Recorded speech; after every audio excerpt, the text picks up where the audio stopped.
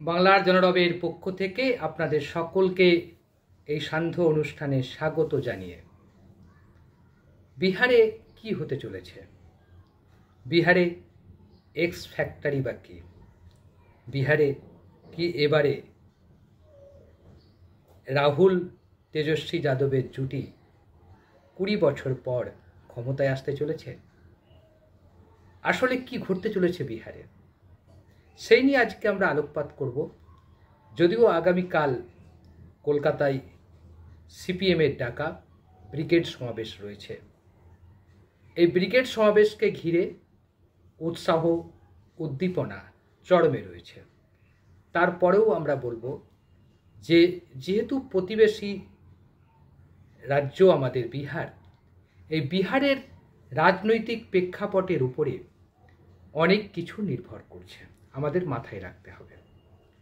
বিহারের রাজনীতিতে যদি পরিবর্তন হয়, যদি ইন্ডিয়া জোট ক্ষমতায় আসে, সেক্ষেত্রে পশ্চিমবাংলার রাজনীতিতে তার বিশাল প্রভাব পড়ার সম্ভাবনা রয়েছে। যেমন ধরুন ঝাড়খণ্ডে ইন্ডিয়া জোট ক্ষমতায় আছে, অর্থাৎ হেমন্ত সোরেন মুখ্যমন্ত্রী আছেন। স্বাভাবিকভাবে ঝাড়খণ্ডের প্রভাবটা পশ্চিমবাংলার বীরভূম এবং আমরা যদি দেখি পুরুলিয়া বাঁকুড়ার উপরে প্রভাবটা ভালোভাবে পড়বে।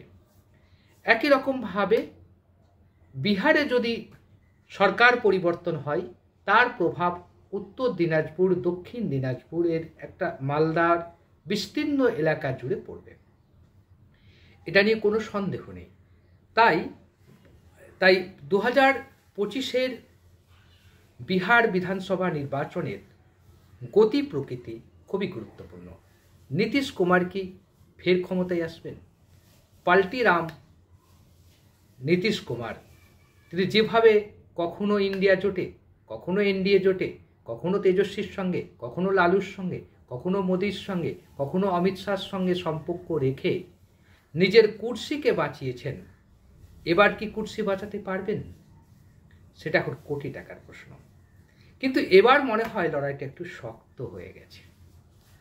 প্রথমত, লালু প্রসাদ যাদবের ভোট ব্যাংক এবার আরও বেশি শক্তিশালী হয়ে ফিরে এসেছে। আরও বেশি শক্তিশালী হয়ে ফিরে এসেছে কংগ্রেসের ভোট ব্যাংক, আরও বেশি শক্তিশালী হয়েছে বামেদের ভোট ব্যাংক বিহারে। সেজন্যই আমরা দেখতে পাবো যে গতকালই মহাগঠবন্ধন অর্থাৎ ইন্ডিয়া জোটের যে মহাগঠবন্ধন, তারা বৈঠকে বসেছিলেন।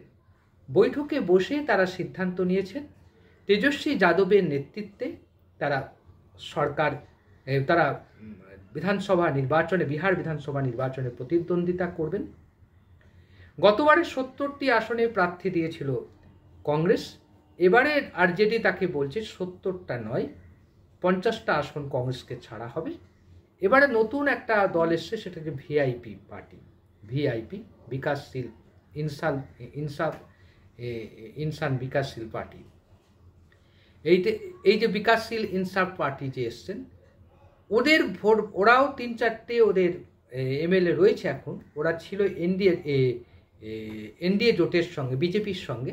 এখন বিজেপির জোট ছেড়ে ওরা চলে এসেছে এখন ইন্ডিয়া জোটে। বিহারের রাজনীতিতে যেভাবে সমীকরণটা চেঞ্জ হয়েছে, বিশেষ করে ওয়াকফ বিল সংসদে পাশ হওয়ার পর মুসলিম ভোটের 18% ভোট পুরোটাই এবার কংগ্রেস, আরজেডি অর্থাৎ ইন্ডিয়া জোটের দিকে ঝুঁকবে। এজন্যেই ভিআইপি পার্টি বলে যে পার্টিটা আছে, সেই ভিআইপি পার্টিও তাদের ভোট শতাংশ খুব কম, কিন্তু তারপরেও তারা যে যোগ দিয়েছেন, তাদের আসন সংখ্যা, বিধানসভা আসন সংখ্যা খুবই কম, 3-4টে আছে। সেই জায়গায় তারা বিজেপি জোট ছেড়ে ইন্ডিয়া জোটে যোগ দেওয়ার একটাই কারণ, এই যে ওয়াকফ বিল পাশ করেছে সংসদে, এদের মূল ভোট ব্যাংক জাতিগোষ্ঠীর ভোট ব্যাংকের পাশাপাশি মুসলিম ভোট ব্যাংক, অর্থাৎ মুসলমানদের ভোটে এরা নির্বাচিত হয়, মুসলমানদের সাহায্যে একটা ভোট পায় আর নিজেদের জাতিগোষ্ঠীর একটা ভোট পায়। বিহার রাজনীতিতে সবচেয়ে বড় যে বিষয়টি হয় সেটা জাতিগত সমীকরণ, অর্থাৎ যাদবের ভোট আলাদা, কুর্মীদের ভোট আলাদা, তারপরে ওবিসির ভোট আলাদা, এইরকমভাবে ছড়িয়ে ছিটিয়ে রয়েছে বিষয়টি। দলিতদের ভোট আলাদা। এবারে কংগ্রেস খুব মাইনরিটিভাবে নীতিশ কুমারের ভোট কাটার জন্য কানহাইয়া কুমারকে মানে দায়িত্ব দিয়েছেন বিহারে যিনি এখন এআইসিসি যিনি পর্যবেক্ষক, তিনি হচ্ছে দলিত সম্প্রদায়ের। কংগ্রেসের যিনি সভাপতি, তিনিও একটি জাতিগোষ্ঠী থেকে গেছেন। সুতরাং স্বাভাবিকভাবেই সমীকরণগতভাবে ওখানকারের সমীকরণ মেনে 18% মুসলিমকে যেমন ছাড়া হয়েছে, যাদবকে ছাড়া হয়েছে, এবং গোষ্ঠীগতভাবে সমস্ত ধর্ম জাতি গোষ্ঠীর সমীকরণকে কংগ্রেস মিলিয়েছে। অন্যদিকে লালু প্রসাদের দল, রাষ্ট্রীয় জনতা দল, তারা বড়ই মুসলিম ভোট পেয়ে আসছিল, তাদের সঙ্গে যাদব ভোট ছিল, তাদের সঙ্গে অন্যান্য পিছিয়ে বর্গ সমাজের ভোট ছিল, দলিতদের ভোট যোগ হলো। এবার সামগ্রিকভাবে ইন্ডিয়া জোট শক্তিশালী বিহারে, এটা নিয়ে কোনো সন্দেহ নেই এই মুহূর্তে।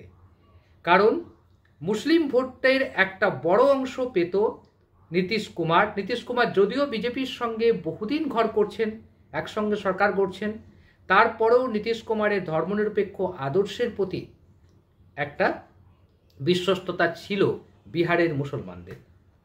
কিন্তু সে ওয়াকাফ বিলকে সমর্থন করার পর সেটুকুও চলে গেছে। কম করে ছোট বড় মাঝারি মিলিয়ে 70 জন মুসলিম নেতা আর জেডিইউ ছেড়ে, জনতা দল ইউনাইটেড ছেড়ে তারা আর হয় আরজেডিতে গেছে, নাহলে অন্য কোনো সেকুলার দলে কংগ্রেসে গেছে। শুধু তাই নয়, অনেক পঞ্চায়েতে পরিবর্তন ঘটেছে। অনেক পঞ্চায়েত প্রধান যারা জেডিইউ ছিলেন তারাও পাল্টে গিয়ে রাতারাতি মুসলিম হওয়ার জন্য তারা চেঞ্জ হয়ে আরজেডি হয়ে গেছে। উল্টো দিকে যদি দেখেন, চিরাগ পাসওয়ানের কাকা পশুপতি পারস, তিনিও দল পরিবর্তন করে, তিনিও জোট পরিবর্তন করেছেন। তিনি বলেছেন তেজস্বী যাদবের নেতৃত্বে বিহারে নতুন সরকার গঠিত হবে। ইতিমধ্যেই আমাদের কাছে একটা সার্ভে রিপোর্ট এসে পৌঁছেছে। এই সার্ভে রিপোর্টটা আমাদের ব্যক্তিগত কোনো সার্ভে রিপোর্ট নয়, এটা হচ্ছে গদি মিডিয়ারই তৈরি করা একটা সার্ভে রিপোর্ট।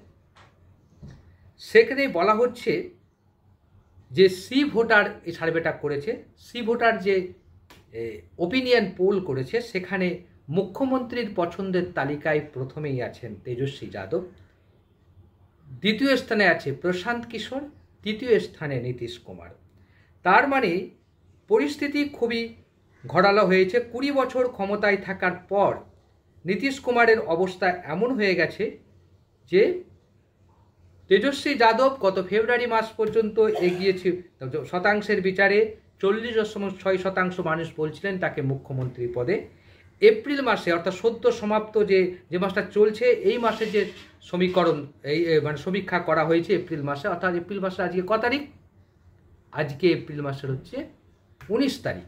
তো 19 তারিখের মধ্যে এপ্রিল মাস সমীক্ষা, তাতে 35.5% পেয়েছে, ভোট পেয়েছে হচ্ছে আমাদের তেজস্বী যাদব। এর পরের জায়গাতেই আছে জনসুরজ পার্টির প্রতিষ্ঠাতা প্রশান্ত কিশোর। তিনি ফেব্রুয়ারি মাসে পেয়েছিলেন 14.9%, সেখান থেকে বেড়ে 17.2% পৌঁছে গেছেন। নীতিশ কুমার ফেব্রুয়ারিতে 18.4% ছিল, সেটা কমে 15.4% এসছে। আচ্ছা, এবার হচ্ছে আমরা যদি দেখি যে তেজস্বী যাদব, প্রশান্ত কিশোরের উত্থান, আর প্রশান্ত কিশোরের এই হচ্ছে আমাদের। অন্যদিকে দেখি চিরাগ পাসওয়ানের ভোট ব্যাংক বেড়েছে, চিরাগ পাসওয়ানের প্রতি গুরুত্ব বেড়েছে। অন্যদিকে উপমুখ্যমন্ত্রী সম্রাট চৌধুরীর পক্ষেও 8.2% থেকে বেড়ে 12.5% হয়েছে। অর্থাৎ ফেব্রুয়ারি মাসের জনমত সমীক্ষায় উনি মুখ্যমন্ত্রীর দৌড়ে 8% মানুষের সমর্থন পেয়েছিলেন, এখন 12.5% মানুষের সমর্থন পাচ্ছেন। চিরাগ পাসওয়ান তিনি একটু আগে ছিল 3.7%, বেড়ে হয়েছে 5.8%। অর্থাৎ এখন যদি আমরা দেখি যে সার্বিকভাবে তেজস্বী যাদব এবং ইন্ডিয়া জোট অনেকটা এগিয়ে আছে। পশুপতি পারস যে দল ত্যাগ করলো, বিহারে জোট ত্যাগ করলো, এনডিএ জোট ত্যাগ করে যে ইন্ডিয়া জোটে যোগ দিল, এর নেপথ্য কাহিনীটাই হচ্ছে যে সংসদে চিরাগ পাসওয়ান যেভাবে ওয়াকাফ বিলকে সমর্থন করেছেন, তার ফলস্বরূপ মুসলিম ভোট চিরাগ পাসওয়ানের দল থেকে সরে যাবে। সেই ভোটটাকে ধরে রাখার জন্যে লোক জনশক্তি পার্টির অন্যতম নেতা অর্থাৎ রামবিলাস পাসওয়ানের ভাই পশুপতি পারস তিনি চলে এলেন। যদিও গত লোকসভা নির্বাচনে তিনি কোনো প্রভাব ফেলতে পারেননি, তবে 5% ভোট পেয়েছিলেন।